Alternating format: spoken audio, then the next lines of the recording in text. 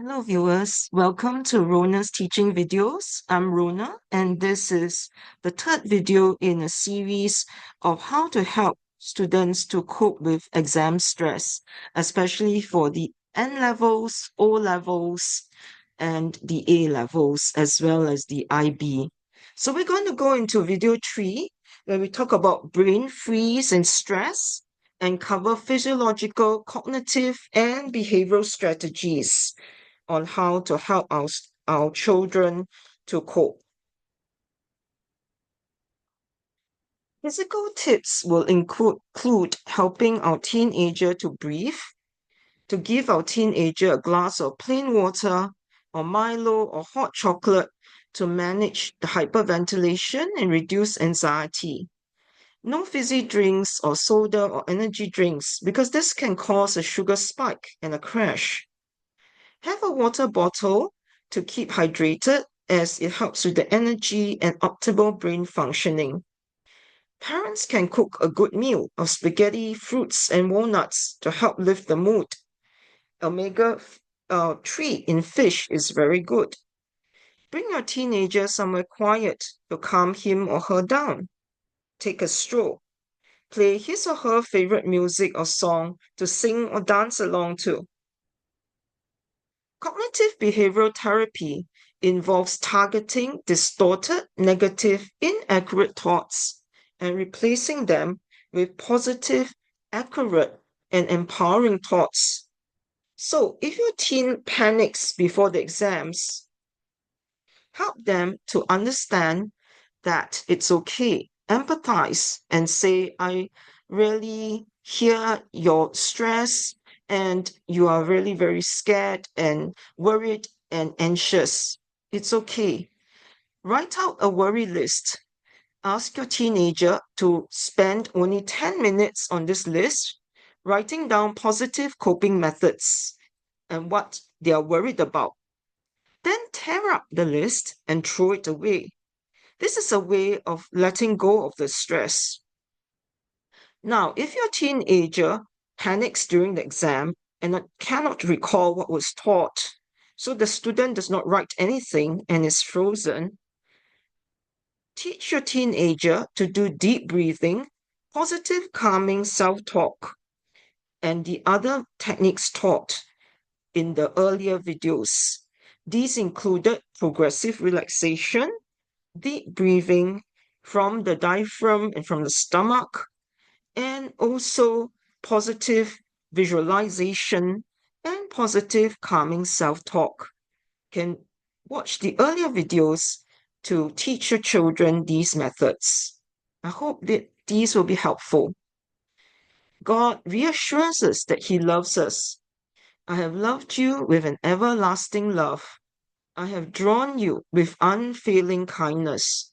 So we are all greatly loved and valued, unique and special. Let's love, value, and appreciate ourselves. Then we have the energy to love others. Other cognitive strategies include asking our teenager, what is the worst thing that can happen, and what can he or she do responding to that? So, what is the worst thing that would happen? What can you do to respond to that? Secondly, ask your teenager how he or she will cope with and manage the anxiety. Remind them the problem is not the problem, it's how we cope with the problem. Use a low, soothing tone and manage your own anxiety because your teenager will catch your anxiety. So, your role modeling, centering, grounding, and keeping calm will help them to keep calm and know that exams are not the end of the world. Thirdly, help your teenager to work on what is within his or her control. This is very, very important because we need to let go of what is not within our control and work on what is within our control. So, for example, we could tell ourselves, it's okay, I've already studied for the exams. All I need to do is to sleep the night before, not play computer games excessively, I've got this. I've already revised and I know what is in the exam syllabus. So keep calm, take a deep breath, and walk into the exam hall in a calm and cool manner. This positive self-talk will help your teenager to feel less anxious. Let go of what is not within his or her control. So let go of the worry that I won't understand the exam paper, I have not studied enough, I'm not able to predict what will come out in the exams, and the exams will be too difficult for me. These negative thoughts are very debilitating and they will not help. So we want to let go of that. Our subconscious and conscious thoughts are really so powerful and they can help us to feel lousy if we focus on the negative thoughts. So we need to let go of these negative thoughts and we need to embrace positive thoughts. 5, we want to channel the stress, anxiety, and worry to something that is productive. So, for example, instead of worrying and being anxious, we can go for a walk or we can do something that we enjoy, such as watching a comedy in between studying for 1 hour. We could watch comedy for 15 minutes, feel refreshed, and then go back to studying. Examples of positive self-talk would be to be mindful of what we are saying to ourselves. So, for example, our teenager may have a very harsh inner critical voice that says, if I don't do well in this exam, I'm a failure and I'm doomed or I'm going to fail. So we want to replace it with more positive messages. Example, I've studied for this, so I can do this. God will help me. I just have to try my best. We want to be mindful, cognizant, and self aware that we as a parent should not be overly harsh or critical. We need to be intentional and mindful in role modeling positivity. So even if we're very stressed, let's say to ourselves, okay, keep calm, take a deep breath, and speak in a low, calm voice so that our teenager doesn't get very uptight, anxious, and stressed as well. We want to not be overly controlling or overly uptight. Instead, we want to give our teenagers positive verbal affirmation, such as, you're doing a good job in studying, you've revised well, you're a smart kid, and you'll be fine. So keep calm, take a deep breath, and we'll carry on together. The next point is that we want to help our teenagers know that it's okay to make mistakes. Everyone makes mistakes. We want to learn and accept and tolerate small failures and mistakes. And we can accept them and learn from them. We can review and improve. We need to have positive self-talk messages and positive mantras, such as, it's okay to make mistakes. It's not the end of the world. We can learn from our mistakes. We can bounce back and pick ourselves up again. Don't give up. Keep trying. So we want to not catastrophize and we want to keep helping our teenagers to know that they will be all right as long as they don't give up and they keep trying. We can also share with them examples from our own childhood or teenage years when we bounced back from difficulties. There's a great interaction between our thoughts, our feelings, and our actions. In the cognitive behavioral therapy model, it teaches us that our feelings are influenced by our thoughts, and our thoughts and feelings will influence our actions. So if we think positive thoughts, our feelings will become more positive and our actions will correspondingly be also more positive and empowered. So changing our beliefs are the key to changing negative feelings and actions. It is not the situation that makes it true. but it is our belief and interpretation of that situation.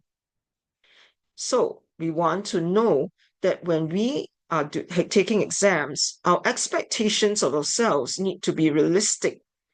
And teenagers are very stressed because they have expectations of themselves to do well in the exams, to score good marks, and they also want to please their parents, their relatives, and the school. They may have expectations from others. So the teenager needs to understand that they have limits and to appreciate these limits and not push themselves to the breaking point. Managing their own expectations is the key to success. So there is a need that they should change or modulate their expectations if it's unrealistic.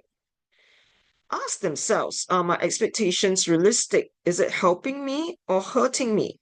What can I do instead or think instead? For example, if they expect themselves to score straight A's for every subject, they may actually be putting too much pressure on themselves, and it may be counterproductive because they may study night and day without giving themselves a break. And this could make them mentally very stressed or depressed, highly anxious.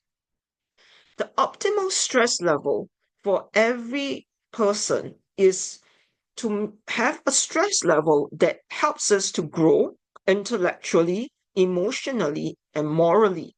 That's the stress that is in the middle of this diagram, where we are able to reach our full potential, to mature, and be the best version of ourselves. Now, if there's too little stress, then there'll be no growth because we don't push ourselves and we don't work hard. So we don't reach our full potential and we underperform. This is on the left side of the diagram where it shows a continuum of stress. Finally, too much stress, which is on the extreme right of the continuum, will cause a person to snap or break down. That's when people get a mental breakdown, severe clinical depression, or severe anxiety, and they cannot perform. It is not effective. So we want to help our teenager to be in the middle portion, not in the extreme stress on the left portion or too little stress on the extreme right of, of the diagram. How do we cope with stress? That is the perennial question. First, we need to recognize and accept that there will always be stress in life. It is how we cope with and respond to the stress that makes a difference. So, unhealthy ways would include negative thinking, self blame, where we hate ourselves, we blame ourselves, and we put down ourselves. These are all counterproductive and not helpful. Instead, we want to use healthy ways of having positive, realistic thinking, changing our distorted thinking, and empowering ourselves, validating ourselves, appreciating ourselves, affirming ourselves, so that we have good self esteem and good self worth. An example would be I am a good student, but it is not realistic to think that I would get A1 for all the subjects. What would be more realistic is to know that I'm okay. I can do well. I will probably get quite many A's and a combination of B's, and perhaps for my subject that is weaker, I may even get a C. But that is not the end of the world. It's all right. Even if I fail, I know that my parents still love me totally and unconditionally, and I can still try again. I can still take the exam again. It's not the end of the world. I'm gonna be okay. This exam does not define me. I am loved by my parents, and I know that I have actually got the potential to do well and I can succeed in life. So we want to empower our teenagers to have a positive, realistic thinking of themselves and to empower them to know that we as parents love them totally and unconditionally. that the family is a safe place where they will always get comfort, solace, encouragement. Because in life, there is so much more to life than grades, right? It is really beyond grades. We all know that in the difficult moments in our life, it is our support of our family and friends that help us to get through it. We want to have a positive, accurate thought and positive feelings, positive actions and outcomes and consequences. Remember that distorted, faulty, inaccurate thoughts lead to negative feelings of depression, stress, anger turned inward, low self-esteem, anger at ourselves and others, and poor relationship with other people, and negative outcomes. Instead, positive, accurate thoughts lead to positive feelings of peace, love, joy, care for ourselves and others, hopefulness, and positive outcomes. In conclusion, we want to know how we can help our teenager to feel better by using physiological methods. So, help your child by going for a walk or basking in nature, listening to music. This will help soothe the soul. There are many relaxing music out there. We want to take care of our body with good nutrition, exercise 3 times a week, adequate sleep, at least 8 hours a day, study in 1 hour blocks, set up a timetable and study that topic each hour. That self-discipline is important. That structure is important. Take 5-minute breaks in between the studies so that you can do something relaxing, fun, and enjoyable to recharge. And finally, talk to a friend or family member you can trust to de-stress. This social support is so important because no man is an island. And if your teenager is very stressed and anxiety is overwhelming, and they are displaying signs of clinical depression or clinical anxiety, please do bring them to speak with a counselor for additional support. There is no shame in this. It's confidential, and you are empowering your child and yourself as a parent. You're showing love, care, and support for the child. There is practical help being given, and it always helps to someone listen, to talk out the issues, to brainstorm solutions.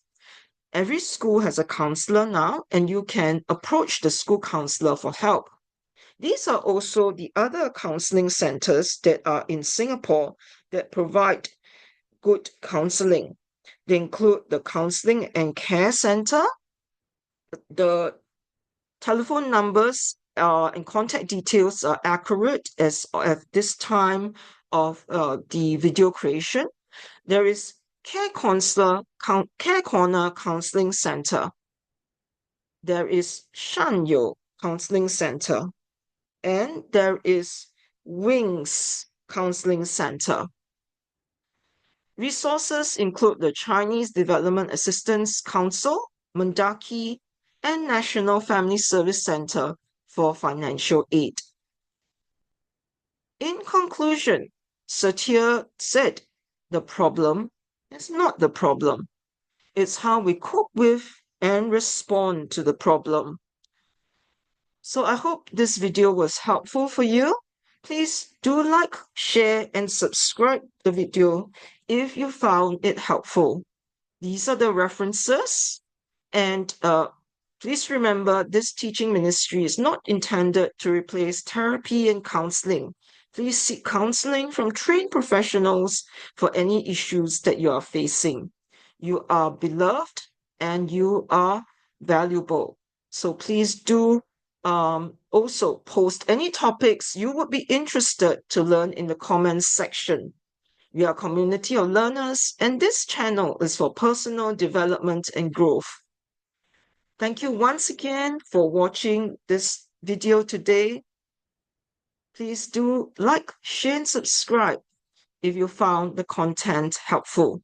I'll be creating and posting more videos on how to help your teenager or your child in this video in this channel, Rona Teaching Ministries.